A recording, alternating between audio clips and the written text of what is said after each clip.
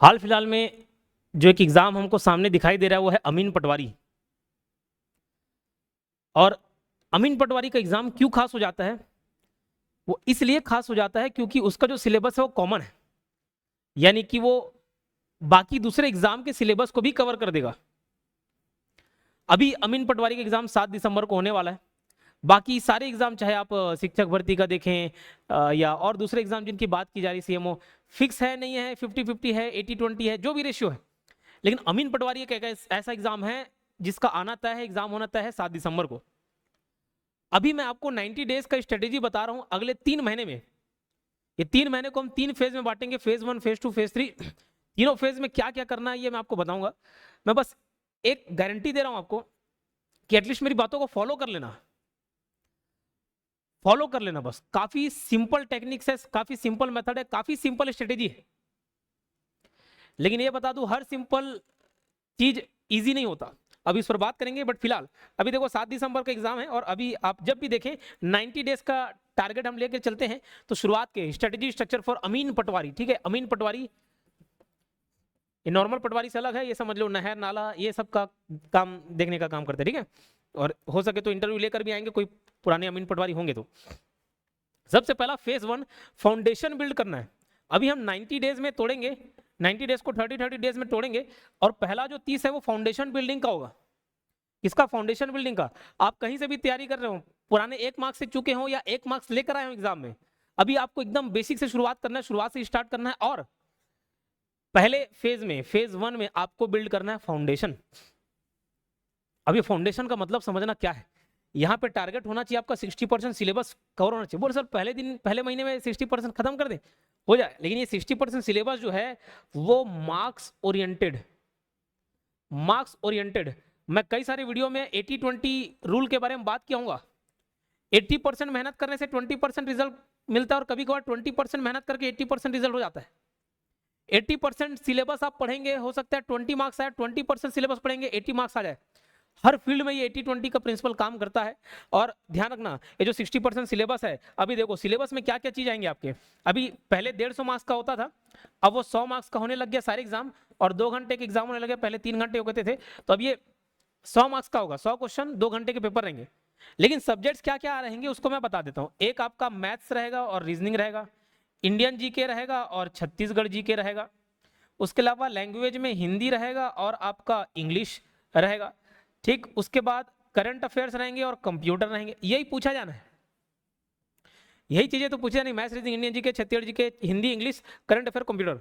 अब जो फाउंडेशन का मतलब वो क्या है कि आपको इजी टॉपिक्स को टारगेट करना है। जैसे देखो कंप्यूटर पकड़ लिए, कितना आसान होता है कंप्यूटर में स्कोर करना, बहुत आसान। अरे आप प्रैक्टिकल भले नहीं किए हो, भले आप किसी ऐसे यूनिवर्सिटी से डिग्री बना ली हो जहां जाने की जरूरत नहीं पड़ती है, लेकिन थ्योरेटिकली आप इतने साउंड हो सकते हैं, इतने नॉलेजेबल हो सकते हैं, आप इजिली 20 मार्क्स का कंप्यूटर पूछ रहे 20 आउट ऑफ 20 लेकर आ सकते हो। 15 पूछ दे, 15 लेकर आ सकते हो। सबसे पहले एक कंप्यूटर को टारगेट करना। हिंदी इंग्लिश में कोई एक लैंग्वेज में तो आपका पकड़ हो गई, तो उसको टारगेट कर सकते हो। छत्तीसगढ़ जीके को टारगेट कर सकते हो। मैथ्स रीजनिंग में भले मैथ्स कमजोर हो, रीजनिंग टारगेट कर लो। तो पहला जो फेज है फाउंडेशन बिल्ड करने का, उसमें यही करना है आपको। 60% सिलेबस, लेकिन मार्क्स के हिसाब से।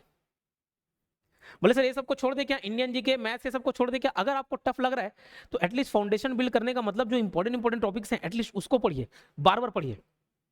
मैथ्स कमजोर है कोई बात नहीं, सब टॉपिक को ना पढ़ के कुछ इंपॉर्टेंट टॉपिक जो आपको लगता है कि थोड़ा सा इजी पड़ जाता है, मुझे समझ आ जाता है और मैं यहाँ से फिर आगे ग्रो कर सकता हूँ, उन टॉपिक्स को ही करिए।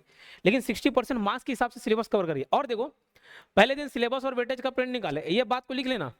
बोले सर पुराना नहीं है, इस बात को लिख लेना, ये तो आता है। और जो नॉर्मल व्यापम में सिलेबस रहता है वही सारे पोर्शन पूछे जाने वाले। स्ट्रॉन्ग और वीक टॉपिक्स पहचाने, अपना स्ट्रॉन्ग और अपना वीक टॉपिक।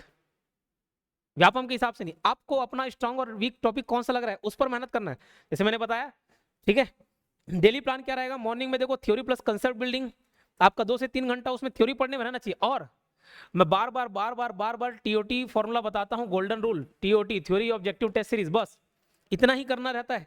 लेकिन वो भी हमसे नहीं हो पाता है, वो भी हमसे नहीं हो पाता है। मैं बता दूं, अंग्रेजी में कहावत है, every simple thing is not easy.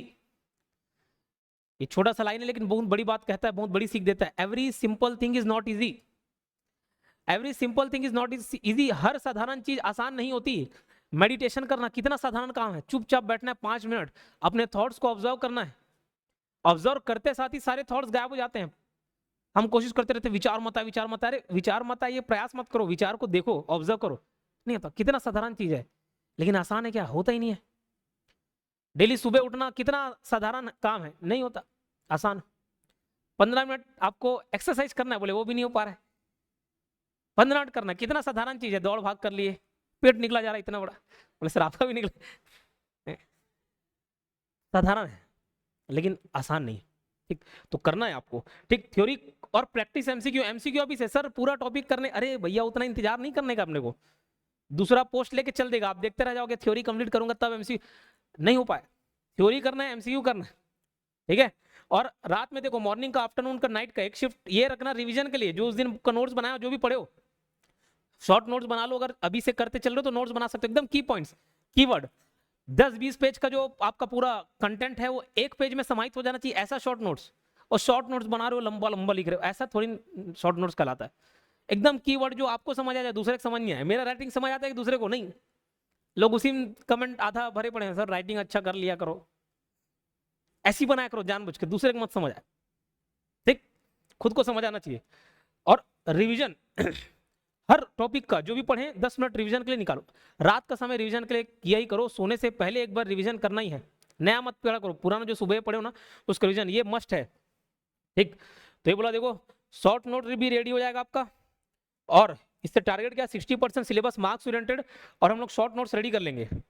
ठीक है, ये देखो अमीन पटवारी का कोर्स है, अगर आपको लगता है कि थोड़ा सा हेल्प लेना है तो ये ले सकते हो, कोर्स है अमीन पटवारी कोर्स है, रिकॉर्डेड क्लास रहेंगे और अपडेटेड क्लास है, लेटेस्ट जो भी क्लास कवर कराएं वो सब है।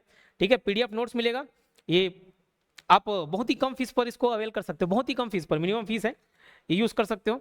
ठीक, इतना कंटेंट पढ़ना, इसके बाहर आपको नहीं जाना है, नहीं झांकना है, कम से कम इतना करना है। इतना करने के बाद आपको लगे कि और सर मेरे अंदर जिज्ञासा है, प्यास नहीं बुझी, तब प्यास बुझाया जाएगा आपका, तब उसके बाद दूसरा मैं कंटेंट बता दूंगा, लेकिन पहले इतना तो पढ़ लेना, इतना पढ़ लेना, इतना काफी रहेगा। अमीन पटवारी का टेस्ट सीरीज है, ये देखो टोटल 25 टेस्ट है, 20 सब्जेक्ट वाइज टेस्ट और 5 फुल लेंथ। इसमें मैथ्स रीजनिंग का बाइलिंगुअल रहेगा, बाकी सब हिंदी रहेंगे, पहले से बता दियो।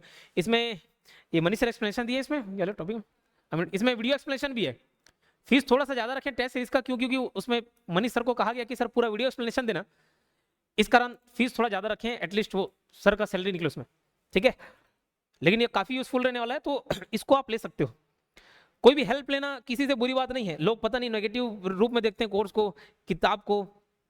जितना एक किताब पढ़ेगा, एक 700-800 1000, उतने में वो कोर्स में आप बहुत कुछ सीख सकते हो। ठीक है, अभी देखो अगले 30 दिन क्या करना है, प्रैक्टिस पर काम करना है और स्पीड बढ़ाना है। अब फुल सिलेबस कंप्लीट करने की बात आ रही है, और ध्यान रखने आपके मन में थोड़ा सा असंभव प्रतीत होगा कि सर पूरा सिलेबस दूसरे महीने में कंप्लीट। मेरी बात एक समझना, ये जो आपका एग्जाम पैटर्न है ना वो ऑब्जेक्टिव है। बोले सर ये तो हमको भी मालूम है, लेकिन इसका महत्व नहीं मालूम आपको। एमसीक्यू पैटर्न पे एग्जाम है ये तो मालूम है, लेकिन इसका महत्व नहीं मालूम। बोले सर क्या महत्व है, 8-10 सालों के महत्व नहीं खोज पाए। अरे भैया एमसीक्यू फॉर्मेट में है, ऑब्जेक्टिव फॉर्मेट में, इसका ये मतलब आपको हर टॉपिक को रटने की जरूरत नहीं है, एकदम शब्दशः याद कर रहे हो भैया, इस पेज में ये था, इस लेफ्ट साइड राइट साइड, अरे इतना क्या करने का जरूरत है।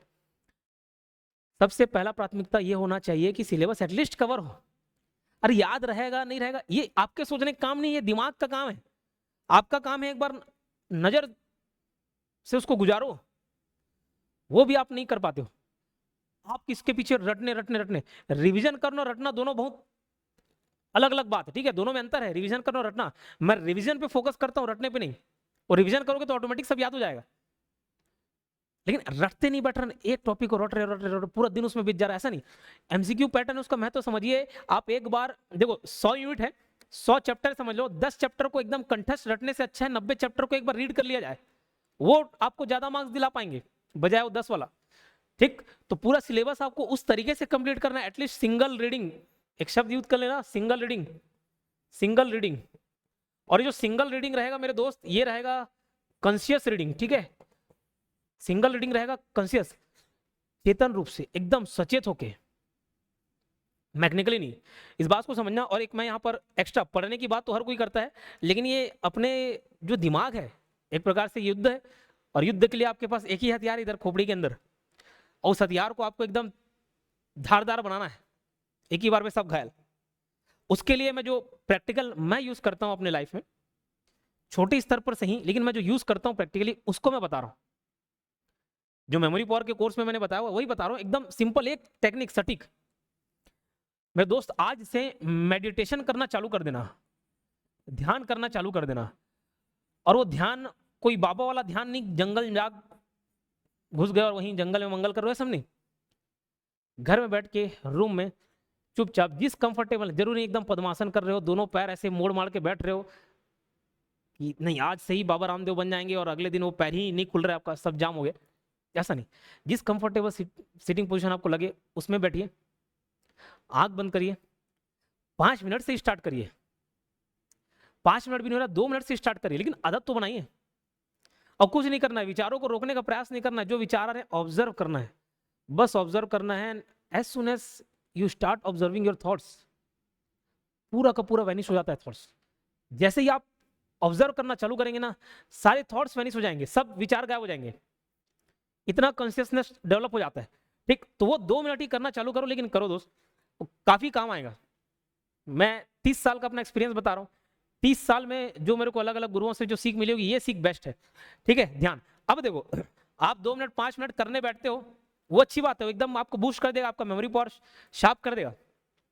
लेकिन उसके अलावा मेरी एक और बात ध्यान रख लेना, आप दिन के 24 घंटे किसी भी हालत में मेडिटेशन कर सकते हो। बोले सर ये कैसे, कार चला रहा हूँ कार छोड़ दूं ऐसे बैठ जाऊं? नहीं, उसमें फिर उड़ जाओगे, बैठोगे नहीं। आप चलते हो, ध्यान आपका चलने में, कॉन्शियस नहीं चलो, मैकेनिकली मत चलो, कॉन्शियस होके। सीढ़ी चढ़ रहे हो उस पर ऑब्जर्व किए, खा रहे हो उस पर ध्यान रखना चाहिए आपका, जितना खा रहे जितने वाले हैं उसको ऑब्जर्व करो। तो आप जब पढ़ने बैठेंगे ना, तो ये बाकी थॉट्स परेशान नहीं करेंगे, एकदम लेजर फोकस रहेगा आपका, लेजर लाइट फोकस जैसा डेवलप हो जाएगा आपका पावर, उसको आप ध्यान रखना। ठीक है, तो प्रैक्टिस पे काम करना है, स्पीड पे काम करना है, फुल सिलेबस कंप्लीट होना चाहिए, बाकी सब टॉपिक्स खत्म करो, जो एक्स्ट्रा 40% था at least single reading, topic wise test दिलाना चालू करो, हर दिन 1-2 छोटे मोटे मॉक टेस्ट दो, जहां से भी जो टेस्ट मिल जा रहा है, जरूरी नहीं वो टेस्ट सीरीज वाला टेस्ट हो। यूट्यूब से कितने एमसीक्यूज है जी, उसको देखो, यूट्यूब में भरमार है, हमारे चैनल में सब चीज मिल जाएंगे। अब टाइम बाउंड प्रैक्टिस करो। ये गलती कितना होता है, देखो एमसीक्यू को टाइमर लगाकर हर करें, यहाँ पे टारगेट क्या रहना चाहिए, 70%। सिलेबस तो हो गया आपका, एक्यूरेसी रहना चाहिए और स्पीड बनाना है। अभी अगला फेज रहेगा हमारा एग्जाम सिमुलेशन। क्या है बोले सर ये, उसके बाद बात करते हैं, लेकिन ये चीज ध्यान रखना, ये आपका लाइफ चेंज कर देगा, इतना उसमें दमखम है 5 मिनट के मेडिटेशन में। मैं बता रहा हूँ, देखो एक समय आता है जब आपको लगता है, ये मेरा पर्सनल एक्सपीरियंस है, विचार खुलते नहीं है, सोच वहां तक जा नहीं पाती है, सीमित सोच रहती है, अरे मैं सिर्फ यही कर सकता हूँ, ये कर सकता हूँ, ये भी मुझसे नहीं हो पा रहा। लेकिन बार आप जो आदत फॉलो करना चालू कर देंगे ना, बहुत सारे ऑप्शंस खुल जाते हैं। पहले से रहते हैं, खुलते नहीं रहते हैं, हमारा नजरिया बदल जाता है। ठीक, हर चीज पॉसिबल लगने लग जाता है। एग्जाम सिमुलेशन, बोले सर ये क्या चीज है? कितना भी आप अच्छे से अच्छा खिलाड़ी देख लो, फाइनल मैच खेलने से पहले वो प्रैक्टिस जरूर करता है। वर्ल्ड कप होता है, प्रैक्टिस में चलता है। क्या वो खिलाड़ी अच्छे नहीं है, फालतू जब क्रिकेटर है, फालतू जब फुटबॉलर है? नहीं, रोनाल्डो हो, मेसी हो, वो भी प्रैक्टिस करते हैं, टॉप क्लास के फुटबॉलर है, टॉप क्लास के स्पोर्ट्स प्लेयर है। क्यों? जस्ट वो जो रियल लाइफ सिचुएशन होगा उसको पहले से फील करना, ये आपको करना है। और जो आपसे छोटी मोटी गलती होती है ना, ये गोला दूसरा मारना था दूसरा मार दिए, ये लग तो रहा था सर ये सही आंसर, लास्ट टाइम में मूड चेंज कर दिए दूसरा मार दिए। ठीक, नेगेटिव मार्किंग बहुत सारा हो गया सर, घबराहट हो रहा था सर, दिमाग काम नहीं किया, आता था नहीं बना। ये सब क्यों होता है? इसकी प्रैक्टिस नहीं करते हो आप। एग्जाम सिमुलेशन तो फुल लेंथ मॉक टेस्ट दिलाना जरूरी है। और मैं ये नहीं बोल रहा हूँ कि मैं अपना टेस्ट सीरीज बेचने के, अरे मेरा मत खरीदो, महंगा लग रहा है, वो क्वालिटी भी है उसे, दूसरे खरीद लो जो 10-20 रुपए 100 रुपए में दे रहा हूँ, खरीद लो, फायदा ही करके जाएगा। ठीक, लेकिन दिलाना जरूर अगर एग्जाम निकालना है तो। हर 2 दिन में एक मॉक टेस्ट, ये जब तीसरा महीना चलेगा तो इतना करना पड़ेगा, हर 2 दिन में एक मॉक। बोले सर तैयारी नहीं हुआ, अरे मत करो ना, कौन सा हमारा पूरा तैयारी होने के बाद एग्जाम दिलाने जाते हो? हुआ है क्या कभी? किसी की तैयारी नहीं हुआ है, होता सब 100 में 100 लाते हैं, तो वो तैयारी कंप्लीट करने की जरूरत नहीं। एरर एनालिसिस करो, बोलते ना सर समझ नहीं आ रहा है कहाँ पे गलती करने वाले, मॉक टेस्ट दिलाओ, खुद एनालिसिस करो, ऑटोमेटिक समझ आएगा। आपको लग रहा था कि कंप्यूटर तो मस्त इजी है, इजिली मार्क्सिस करो, उसी में 20 में 13 ला रहे हो, उसी में 15 में 7-8 लेके आ रहे हो, समझ आएगा खुद की कहाँ लैग कर रहे हो आप। ठीक, सिर्फ गलत सवालों का नोटबुक बनाना और रिवाइज करना, ये बहुत बेहतरीन टेक्निक था जो इसमें मैं शामिल किया हूँ। हमारे सीए थे, chartered accountant sir, CA sir थे विक्रांत सर, उन्होंने बताया, जब मैं चार्टर्ड अकाउंटेंसी का कोर्स कर रहा था, मैं आईपीसीसी लेवल तक वहाँ पे दिलाया, फिर अपन इसमें शिफ्ट कर लिए गवर्नमेंट जॉब। वो एक मस्त बात बताया, सीपीटी क्लियर करने के टाइम में हो गया, फिर वो आईपीसीसी लेवल पे भी बोले जो इतना गलती हो रहा है ना, क्योंकि जर्नल एंट्री बना रहे हो, लेजर बना रहे हो, लास्ट में ट्रायल बैलेंस शीट मैच नहीं खा रहा है, ये सब बोले जो गलती होती है ना, उस गलती को नोट डाउन करना चालू करो और उसी पे काम करना। एक बार आपका ध्यान वहां चले जाएगा ना कि यहाँ पे मेरे से गलती होती है, अब वहां पे नहीं होगा गलती। समझ आ रही बात? ठीक, आप चलते हो चलते हो चलते हो, सीढ़ी चढ़ रहे हो, एक सीढ़ी थोड़ा सा एक्स्ट्रा निकल गया, एक बार हटोगे, 2 बार हटोगे, 3 बार गिरोगे वहां पे, चौथे बार आपका दिमाग काम कर जाएगा, भैया वहां ध्यान रखना है, वहां मैं गिर जाता। तो सिर्फ गलत सवालों का नोटबुक बनाना और रिवाइज करना। गलत सवाल मतलब जरूरी नहीं कि मैथ्स के हो, किसी भी टॉपिक का हो, अगर कुछ टॉपिक पे आपको परेशानी हो रही है, उस टॉपिक को नोट डाउन करो और उस पर मेहनत करो। फॉर्मूला है, फॉर्मूला एंड फैक्ट्स रिवीजन, रोज सुबह 30 मिनट केवल याद वाली चीजें के लिए अलग से रखना है। फॉर्मूला और फैक्ट रिवीजन, मैथ्स के लिए फॉर्मूलाज देखो, बार बार हर चैप्टर के क्वेश्चन 100 क्वेश्चन तो आप प्रैक्टिस नहीं कर सकते, एटलीस्ट उसके कंसेप्ट अलग से नोट डाउन कर ले, फॉर्मूलाज रिवाइज कर लें। समझे बात? जो कोई बड़ा सा टॉपिक रहा हो सकता है जीएस का, जरूरी नहीं हर टॉपिक को बार बार पूरा पढ़ा जाए। जो कठिन चीजें हैं ना, जो बार बार भूल जाते हैं, आसानी से भूल जाते हो, याद नहीं रख पाते, उसको रिवीजन करो। तो हर 30 मिनट उसके लिए रखना, और टारगेट एग्जाम से पहले 10-15 मिनट मॉक कंप्लीट हो जाए, तब जाके आपको एग्जाम में जितना घबराहट है, जो होना होगा, बीपी हाई होगा, लो होगा, चक्कर आएगा, सब वो जो बचा 10-15 मिनट है उसमें होगा, वो इजीली। प्रेशर इसलिए बिल्ड होता है, आपको लगता है यार एकदम कम टाइम है कैसे बिल्ड करूँ, आजू बाजू देख रहे हो हर कोई एकदम बना रहा है, ये घबराहट फील होता है। ठीक है, तो ये आपको फॉलो करना है, ये 90 डेज का है अमीन पटवारी का टारगेट, ये किसी भी एग्जाम में दो, ये फॉलो करना है जी आपको, अपना अनुभव बता रहा हूँ, और उस अनुभव का नतीजा है जो बाजू में जितने भी रिजल्ट देखोगे ना, उसी अनुभव का नतीजा है। जब अपने टाइम में करता था तो यही सब चीजें फॉलो किया, और ये मेरे खुद दिमाग में उपज नहीं, पहले हमको भी कोई गाइड किया, लगता था वे फालतू बात कर, बाद में रियलाइज हुआ भैया जो है इसी की मेहरबानी है। तो अपना एक्सपीरियंस भी फिर उसमें काउंट करके मैं आपको बता रहा हूँ। ठीक है, समराइज करें क्या क्या मैं बताया, फिर से यहाँ पे बता देता हूँ। देखो, पहली बात एमसीक्यू पैटर्न का है तो उसका महत्व आपको समझना है कि रटने से अच्छा भी रिवाइज करने पे मैं बुराई नहीं कर रहा हूँ, रिवाइज तो करना ही है, वो बिना उसके नहीं होगा सिलेक्शन। रटते नहीं बैठ रहा हूँ, उसके जगह एक बार पढ़ लो भैया, वो याद हो रहा है नहीं हो रहा अपने दिमाग पे छोड़ो, आप उसके मत टेंशन लिया करो।